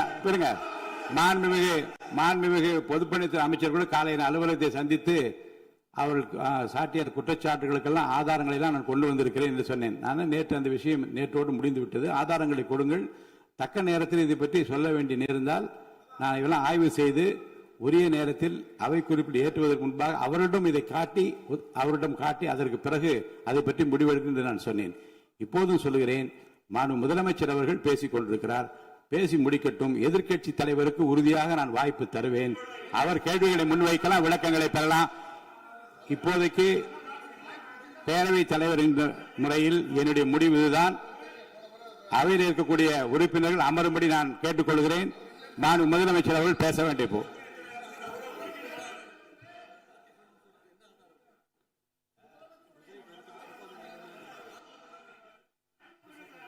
மாண்புமிகு இருங்க. அவை முன்னவர் பேரவைத் தலைவர் அவர்களே, நேற்றைய தினம் நீங்கள் முழுமையாக பேசினீர்கள். உங்கள் பேச்சுக்கள் எப்படி இருந்தது என்பதும் நாடு அறியும். இருந்தாலும் கூட நாங்கள் அமைதியாக இருந்தோம். இல்ல நீங்க இருங்க. ஒவ்வொரு வார்த்தைக்கு இருங்க. நீங்க மின்வெட்டையில நீங்க சொன்னீங்க. உங்களுடைய முன்னாள் அமைச்சர் ஆற்காடு வீராசாமி இருக்கிற போது மின்வெட்டால் தான் நாங்கள் ஆட்சியே மாறியது என்றெல்லாம் சொன்ன கதையெல்லாம் இருக்கு. அதெல்லாம் சொன்னோம்னாங்க. நாங்களே அமைதியா இருந்தோம். அதுக்காக நீங்க தயவு செய்து எதிர்க்கட்சி தலைவருக்கு வாய்ப்பளிக்கிறார்கள். அந்த வாய்ப்பை நீங்கள் அவர் முதலமைச்சர் பேசுவதற்கு பிறகு பேசினால் அழகாக இருக்கும். அவை முன்னர் பள்ளிக்கல்வித்துறை அமைச்சர். மாண்புமிகு பேரவைத் தலைவர் அவர்களே, அவர் ஒரே ஒரு வார்த்தையை தான் சொன்னார். பார்ட்டி ஃபண்ட் என்ற வார்த்தையை கேட்டு எதிர்க்கட்சி நண்பர்கள் கோபப்படுகிறார்கள். ஆனால் அதன் மீது உங்களுக்கு பாயிண்ட் ஆஃப் ஆர்டர் தருவதாகவும் நீங்கள் வந்து சட்டப்பேரவை தலைவர் சொல்கிறீர்கள். நேற்றைய தினம் இதே போல வெற்றி தலைவர் அவர்களினுடைய வழிகாட்டில் வளர்ந்த நாங்கள் சகிப்புத்தன்மையோடு அவர்கள் பல வார்த்தைகள் சொன்னார்கள். புதிதாக சோஃபா மாடல் என்றார்கள், குதிரை பேரம் என்றார்கள், எத்தனையோ வார்த்தைகள் சொன்ன போது சகிப்புத்தன்மையோடு அதை கேட்டு பொறுமையாக இருந்தோம். இவர்கள் குதிரை பேரம் எல்லாம் அவைக்குள் நீக்கப்பட்டு விட்டது. சரி, சோஃபா மாடல் என்று சொன்னார்கள். ஆதாரம் கேட்டு இப்படி எழுந்து நாங்கள் கொந்தளிக்காமல் ஒரு சட்டமன்றத்தில் ஒரு உறுப்பினர் எப்படி நடந்து கொள்ள வேண்டும் என்பதற்கு எடுத்துக்காட்டாக தமிழக வெற்றி கழகத்தின் உறுப்பினர்கள் நடந்து கொண்டார்கள். இப்போது மதிப்பிற்குரிய எதிர்க்கட்சி தலைவர் அவர்களை உங்கள் ஊடாக நான் கேட்பது என்னவென்றால், அவர்களினுடைய கட்சி உறுப்பினர்களை அவர் அமைதிப்படுத்தி முதல்வர் அவர்கள் உரையை முழுமையாக கேட்டு சகிப்புத்தன்மைக்கு சட்டமன்றத்தில் இந்த பக்கம் மட்டுமல்ல அந்த பக்கமும் எடுத்துக்காட்டாக இருப்பதற்கு அவர் வழிவகை செய்ய வேண்டும் என்று உங்கள் மூலமாக கேட்டுக்கொள்கிறேன். பொதுப்பணித்துறை அமைச்சர்.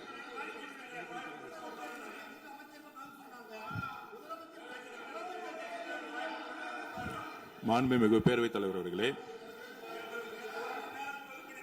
திராவிட முன்னேற்ற கழகம் முதல் நாளில் இந்த சபையுடைய மரபையும் பாரம்பரியத்தை பற்றியும் நமக்கு வகுப்படுத்தார்கள். அந்த மரபுப்படி எங்களுடைய தலைவருடைய வழியில் இந்த சட்டசபையுடைய நிகழ்வுகளில் நாங்கள் கலந்து கொண்டிருக்கிறோம். நேற்று எதிர்க்கட்சி தலைவர் பேசும்பொழுது எவ்வளவோ வார்த்தைகள் உண்மைக்கு புறம்பாக சட்டத்திற்கு எதிராக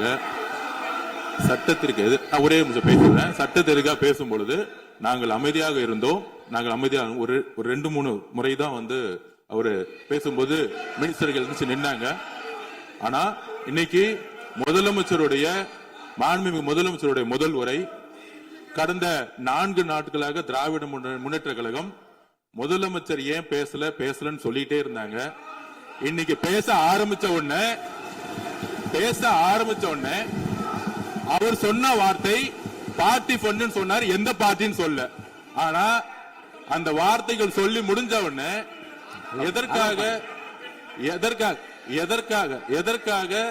எதற்காக முதலமைச்சருடைய பேச்ச இவங்க வந்து குறுக்கிடுறாங்கன்னு தெரியல. நீங்கள் சொன்னது மாதிரி முதலமைச்சர் பேச வேண்டும். பேசிய பின்பு கருத்துகளுக்கு பதிலளிக்க அவர்கள் பதிலளிக்கும், நாங்களும் பதிலளிக்க தயாராக இருக்கிறது பதிவு பண்றோம். மாண்புமிகு முதலமைச்சர் அவர்கள்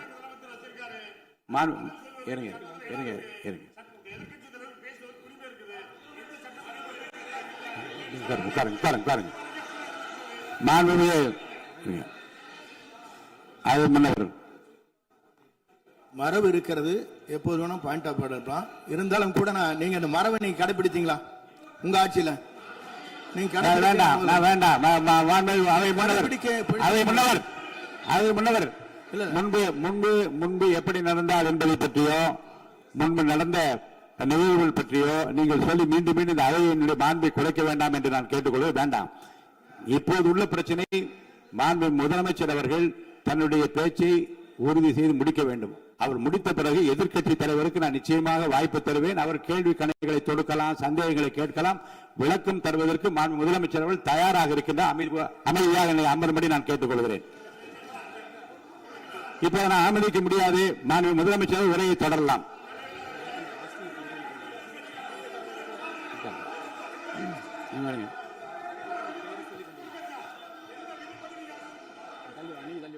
மாண்புமிகு உறுப்பினர் ஆஸ்டின் உங்க இடத்துல போய் உட்காருங்க.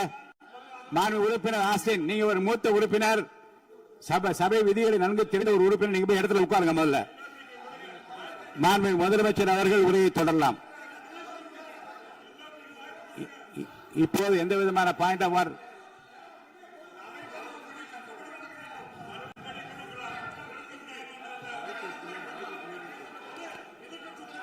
நான் வாய்ப்பு இல்லை என்று சொன்னால் நீ எழுந்து நிற்பதிலே நியாயம் இருக்கிறது. உட்காருங்க. வாய்ப்பு உறுதியாக எதிர்க்கட்சி தலைவருக்கு பாயிண்ட் ஆஃப் ஆர்டர் மட்டுமல்ல, உட்கார்ந்து அவர் பேசிய பேச்சுக்கள் என்னென்ன இருங்க, என்ன என்ன என்ன என்ன என்ன உங்களுக்கு சந்தேகம் இருக்கிறதோ வினாக்கள் இருக்கிறதோ அதை நீங்க கேட்கலாம். அவர் பதில் சொல்வதற்கு தயாராக இருக்கிறார். பேசி முடிக்கின்ற வரை அமைதி காக்கும்படி உங்களை நான் கேட்டுக்கொள்கிறேன்.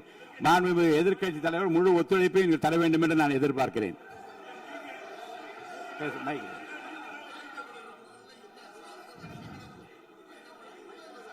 மைக் கொடுங்க. மாண்புமிகு எதிர்க்கட்சி தலைவர். பேரவைத் தலைவர், நீங்க உட்காருங்க. நேற்று நான் பேசும்போது சில அமைச்சர்கள் குறுக்கிட்டு பேசினாங்க, அதற்கு நீங்க அனுமதி கொடுத்தீங்க. அதே மாதிரி இன்னைக்கு முதலமைச்சர் பேசும்போது சில வார்த்தைகள், தவறான வார்த்தைகள் பேசுறாரு. அவர் பார்ட்டி ஃபண்ட் அப்படின்னு சொல்லியிருக்கிறாரு. அவர் அமைச்சர் அந்த பார்ட்டி ஃபண்ட் எந்த பார்ட்டின்னு கூட சொல்ல தைரியம் இருந்தா சொல்லுங்க, நாங்க அதெல்லாம் ஃபேஸ் பண்ண தயாரா இருக்கோம். எதையும் ஆதாரத்தோடு எதையும் பேசுங்க. நீங்க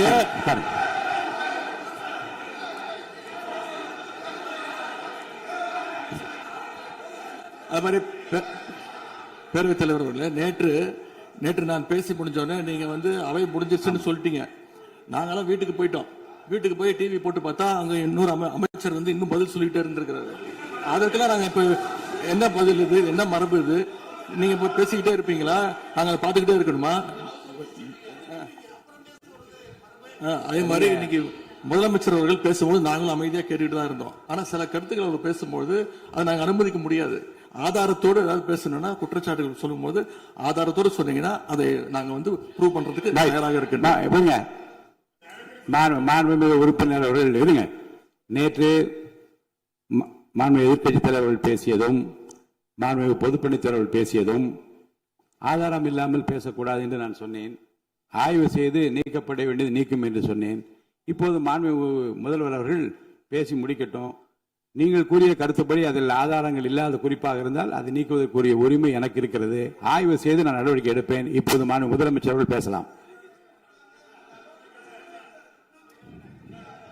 இந்த டாஸ்மாக் மாதிரியே பல டிபார்ட்மெண்ட்லயும் மறுபடியும் சொல்றேன், கட்சி நிதின்ற பேர்ல அடிச்ச கொள்ளைய ஒன்னா கவர்மெண்டோட கஜானாக்குள்ளேயே கொண்டு சேர்த்துக்கிட்டே இருக்கிறாங்க. இப்பவும் சொல்றேன், மக்கள் பணத்திலிருந்து ஒரு பைசா கூட தொடமாட்டோம், தொடவும் விடமாட்டோம், தொட்டா விடமாட்டோம், இதுக்கு முன்னாடி தொட்டவங்களையும் விடமாட்டோம்.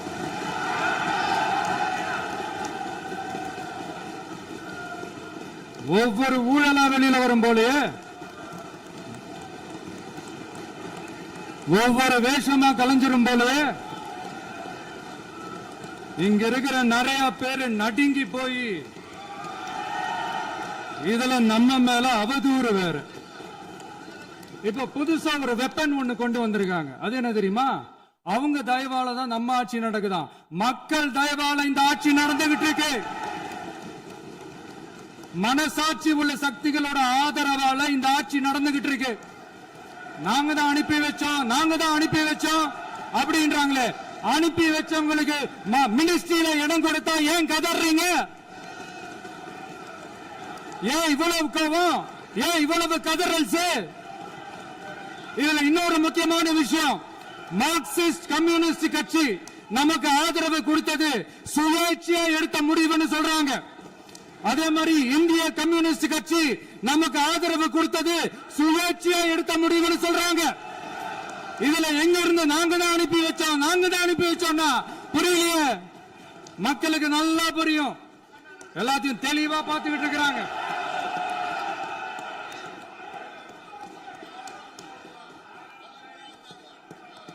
முதலமைச்சர் கண்டினியூ பண்ணலாம். முதலமைச்சர் முதலமைச்சர்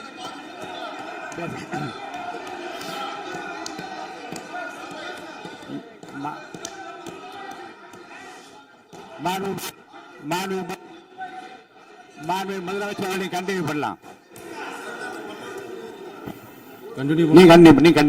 நீங்க கண்டினியூ பண்ணலாம்.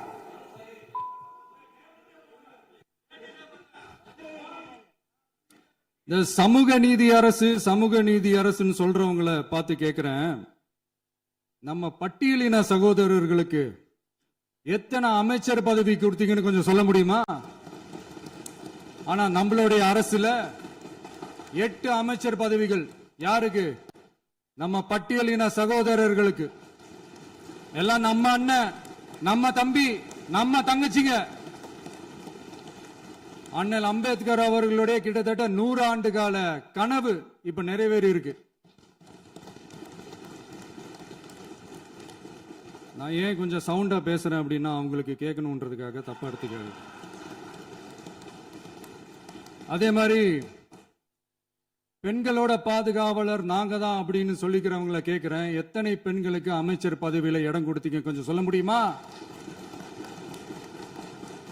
எங்க அரசுல 4 சகோதரிகளுக்கு அமைச்சர் பதவி கொடுத்திருக்கிறோம்.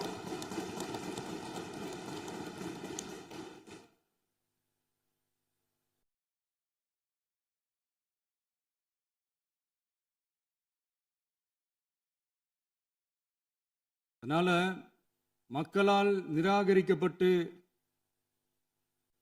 மக்களால் அகற்றப்பட்டவங்களுக்கு ஒன்னே ஒன்னு சொல்லிக்கிறோம், தப்பே செய்ய மாட்டோம், ஊழலே செய்ய மாட்டோம், நேர்மையா தான் இருப்போம், நியாயமா தான் இருப்போம் அப்படின்னு சொல்றவங்களால மட்டும்தான் கூட்டணி ஆட்சி அமைக்க முன்வரும். ஆட்சியிலையும் பங்கு அதிகாரத்திலையும் பங்கு கொடுக்க முன்வரும்.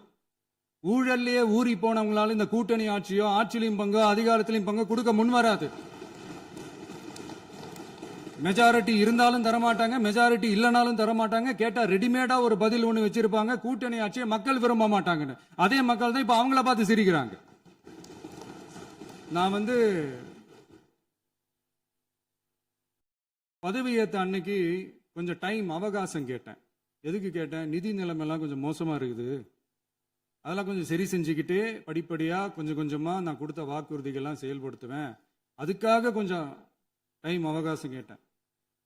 நான் ஏதோ வேற எதுக்காகவோ வேற யாருக்காகவோ ஏதோ அவகாசம் கேட்ட மாதிரி. அடுத்து இங்க சபையில இல்லாதவங்களை பத்தி பேச வேண்டாம்னு நினைக்கிறேன்.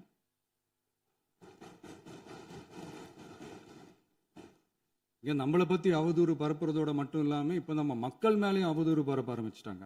மக்கள் நமக்கு ஓட்டு போட்டது தப்பான், குடும்பம் குடும்பமா நமக்கு ஆதரிச்சது தப்பான். இது இப்ப இல்ல, நான் சொல்றது எம்ஜிஆர் அவர்கள் காலத்திலிருந்தே. அப்பவே அவர் ஜெயிச்சப்போ அதே மக்களை தப்பு தப்பா பேசுறது. மக்கள் என்ன பண்ணிட்டாங்க, எம்ஜிஆர் என்ன பண்ணிட்டாரு, எம்ஜிஆர் என்ன இது பண்ணிட்டாரு. 50 வருஷமா ஒரே டெக்னிக்கா.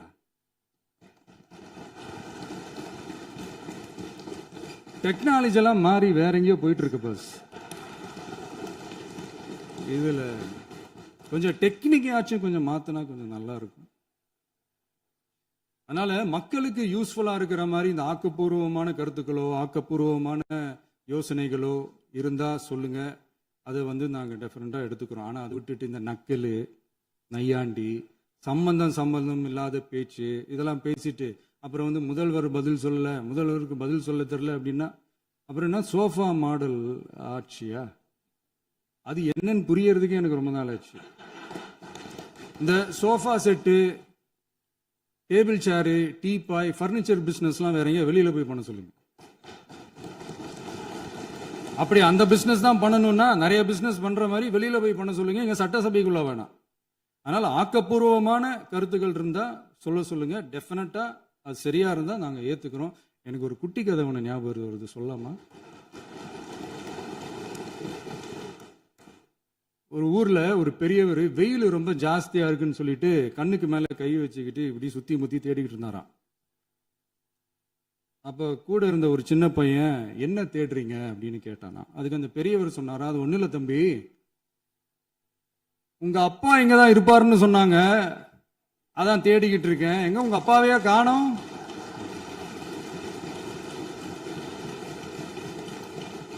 இல்ல அந்த எங்களுக்கும் நக்கலா நையாண்டியா சம்பந்தம் இல்லாத குட்டி கதை இதெல்லாம் எங்களுக்கும் பேச தெரியும். அந்த கதையில பெரியவர் அப்படி சொன்னாராம், தப்பா எடுத்துக்காதீங்க. அந்த கதையில பெரியவர் அப்படி கேட்டாராம். அதனால யாரும் இங்க டென்ஷன் ஆக வேணாம். அதனால இன்னொரு இந்த என்னுடைய உரையை முடிக்கிறதுக்கு முன்னாடி போயிட்டாங்க, பேசலாமா? நிறைய உங்க கருத்துக்களை நீங்க முழுமையாக மன நிறைவோடு பேசலாம். டிவியில பார்ப்போம். சரி, அதான் 5 நிமிஷம் பேசுனதுக்கே கொளத்தூரி இந்த ஆட்டம் ஆயிடுச்சு. பேசுனா அப்புறம் என்ன பண்றது? கடைசியா நான் இந்த உரையை முடிக்கிறதுக்கு முன்னாடி ஒரு முக்கியமான ஒரு விஷயம் பத்தி சொல்லணும். ஆளுநர் உரை அன்னைக்கு இந்த தமிழ் தாய் வாழ்த்துக்கு அப்புறம் தேசிய கீதம் பாடினது தப்பு, தேசிய கீதம் 2 முறை பாடினது தப்பு, அப்படி ஒரு நிகழ்வு இதுக்கு முன்னாடி இந்த சட்டசபையில நடந்ததே கிடையாது, அந்த மரபே மாத்திட்டீங்க, இப்படி ஒரு பெரிய ஒரு போர் மாதிரி எதிர்கட்சியை சார்ந்தவங்கலாம் சொன்னாங்க இல்லையா. அந்த மாநில உரிமை போராளிகளை, அந்த மரபு காக்கிற உரிமை போராளிகளை ஒரே ஒரு கேள்விதான் கேட்கணும். 2021 ஆகஸ்ட் 2 ஞாபகம் இருக்கா? Centenary celebration of Tamil Nadu legislature. அந்த ஃபங்க்ஷன்ல நம்ம முன்னாள் முதலமைச்சர் கருணாநிதி அவர்களோட கலைஞர் அவர்களுடைய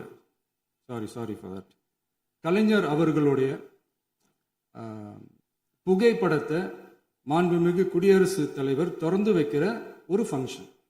அந்த ஃபங்க்ஷன்ல national anthem followed by Tamil Thai Vazhthu அப்படின்னு அறிவிச்சது ஞாபகம் இருக்கா? அதாவது தேசிய கீதத்துக்கு அப்புறமா 2வது முறையா, நோட் திஸ் பாயிண்ட் மாண்புமிகு பேரவைத் தலைவர் அவர்களே, ப்ளீஸ் நோட் திஸ் பாயிண்ட். தேசிய கீதத்துக்கு அப்புறம் 2வது முறையாக தமிழ் தாய் வாழ்த்து பாடப்படும் அப்படின்னு சொன்னது ஞாபகம் இருக்கா? அதுவும் முத்தமிழ் அறிஞர் அப்படின்னு சொல்ற நம்ம கலைஞர் அவர்களுடைய அந்த புகைப்படம் வெளியிட்டு விழாவில் அவர் இருந்த இதே சபையில தமிழ 2வது இடத்துக்கு தள்ளினது யாருன்னு ஞாபகம் இருக்கா?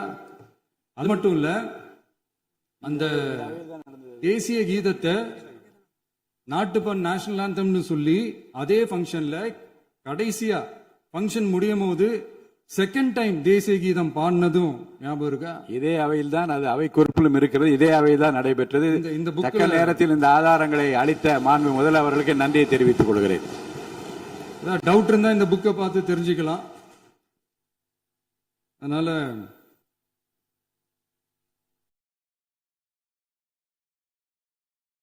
எல்லாம் கேட்டா என்ன சொல்லுவாங்கன்னா, அது ஜனாதிபதி கலந்துகிட்ட ஃபங்க்ஷன், அதெல்லாம் அப்படிதான், அதெல்லாம் கண்டுக்க கூடாது அப்படின்னு சொல்லுவாங்க. இதே மாதிரிதான் பேசுறது ஒண்ணு, செய்யறது ஒண்ணு, பேசுறது ஒண்ணு. இதெல்லாம் மக்கள் பார்த்துக்கிட்டு இருக்காங்க. எலெக்ஷனுக்கு முன்னாடி தான் அப்படி செஞ்சுக்கிட்டு இருந்தாங்க, இப்போ எலெக்ஷனுக்கு அப்புறம் அதே தான் செய்யறாங்க. இந்த விஜயையும் சாமானியர்களின் உண்மையான சமூக நீதி அரசையும் அவமானப்படுத்துறதுக்கு தான் அவங்களோட அந்த பொலிட்டிக்கல் சீனியாரிட்டி அது பயன்படுத்துது போல. சரி, செய்யட்டும், நல்லா செய்யட்டும். இப்போ ஆனாலும் நம்மளுடைய மாநில உரிமை, மொழி உரிமை, உத்தம உத்தரர் போல வேஷம் போடுற எதிர்கட்சிக்கு ஒன்றை மட்டும் ஆணித்தரமாக சொல்றோம். உங்களை மாதிரி தமிழ்னு சொல்லிக்கிட்டு, மொழி, பண்பாடு, கலாச்சாரம்னு சொல்லிக்கிட்டு ரெட்டை வேஷம் போடுறவங்க நாங்க கிடையாது. உலகெங்கும் வாழும் என் தமிழ் சொந்தங்களுக்கு நம்முடைய உத்தரவாதம் தமிழ் தான் எங்க உயிர் நாடி அப்படின்றத மறக்க மாட்டோம். இப்பவும் சொல்றோம், மாநில உரிமையில எப்பவும் உறுதியா இருப்போம். அதே சமயத்துல அரசியல் வேற, ஒன்றிய மாநில அரசுகளுக்கு இடையே இருக்கிற நிர்வாக அணுகுமுறை வேற. இதுல நாங்க ரொம்ப தெளிவா இருக்கிறோம். அதனால எங்களுக்கு பாடம் எடுக்கிறதா நினைச்சுக்கிட்டு உங்க வேஷத்தை நீங்களே கொஞ்சம் கொஞ்சமா கலைச்சிக்கிட்டே வரீங்க, மறந்துடாதீங்க. அப்புறம் நேத்து எதிர்கட்சி தலைவர், மாண்புமிகு எதிர்கட்சி தலைவர் பேசும்போது நிறைய பேசினாங்க. அதுல ஒண்ணு மட்டும், அரசு சொல்றதா நினைச்சுக்கிட்டு நம்மளை இன்டைரக்டா ஈவில் அப்படின்ற அந்த வார்த்தையை யூஸ் பண்ணாங்க. எனக்கு ஒண்ணுதான் சொல்லணும்னு தோணுது. ஈவில்ஸ்னு டெவில்ஸ் பேசக்கூடாது.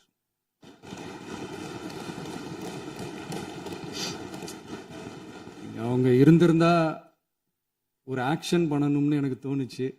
எல்லாரும் போயிட்டாங்க. பர்மிஷன் பண்ணலாமா? இப்பவும் பண்ணலாம், ஒன்றும் தப்பு இல்லை.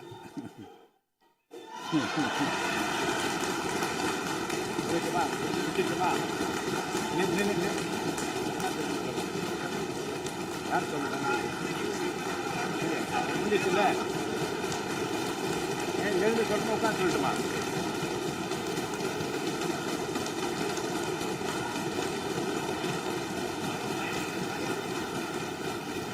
விவாதம் விவாதம் முடிவுற்றது. மாண்புமிகு உறுப்பினர்கள் முன்மொழிந்த திருத்தங்கள் வலியுறுத்தப்படுகின்றனவா என்று அறிய விரும்புகிறேன். மாண்புமிகு உறுப்பினர்கள் முன்மொழிந்த திருத்தங்கள் அனைத்தும் பேரவையின் அனுமதியில் திரும்ப பெறப்படுகின்றன. 2026 ஆண்டு ஜூன் திங்கள் 18ஆம் நாளன்று சட்டமன்ற பேரவைக்கு மாண்புமிகு ஆளுநர் அவர்கள் ஓந்தளித்த பேருரைக்கு தமிழ்நாடு சட்டமன்ற பேரவை உறுப்பினர்கள் பெரிதும் நன்றி உடையவர்களாவர் என்று மாண்புமிகு பேரவை துணைத் தலைவர் திரு மு ரவிசங்கர் அவர்களால் 19/6/2026 நாளன்று முன்மொழியப்பெற்ற தீர்மானம் பேரவையின் முடிவுக்கு விடப்படுகிறது. ஏற்போர் ஆம் என்க, மறுப்போர் இல்லை என்க. ஏற்போரே அதிகம் என்று கருதுகிறேன். ஏற்போரே அதிகம். தீர்மானம் நிறைவேறியது. அரசினர் தீர்மானம். பேரவை மீண்டும் கூடும் நாள் குறிப்பிடப்படாமல் ஒத்திவைக்கப்பெறும் தீர்மானம். மாண்புமிகு பேரவை முன்னவர் அவர்கள். மாண்புமிகு பேரவைத் தலைவர் அவர்களே, பேரவை விதி 25(1) கீழ் 1 படி பேரவை மீண்டும் கூடும் நாள் குறிப்பிடப்பெறாமல் ஒத்திவைப்பு பெறலாம் எனும் தீர்மானத்தை மொழிகிறேன். மாண்புமிகு பேரவை முன்னவர் அவர்களின் தீர்மானம் பேரவையின் முடிவுக்கு விடப்படுகிறது. ஏற்போர் ஆம் என்க, மறுப்போர் இல்லை என்க. மறுப்போரே இல்லை என்று கருதுகிறேன். மறுப்போரே இல்லை. தீர்மானம் ஒருமனதாக நிறைவேறியது. பேரவை மீண்டும் கூடும் நாள் குறிப்பிடப்பெறாமல் ஒத்திவைக்கப்படுகிறது. வணக்கம்.